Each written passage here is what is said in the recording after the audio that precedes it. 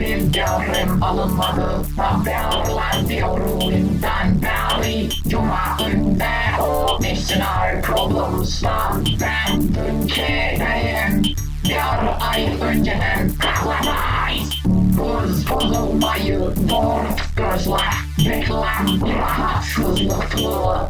İş akışınıza kalışan vakitinde çıkışa dikkat getirmek lazım. Duydum 2 kat çifte bağlamalarının içinde yakalandın. Nefretle kutsallaştırılmış ülküsüzlüklerden felaketlerin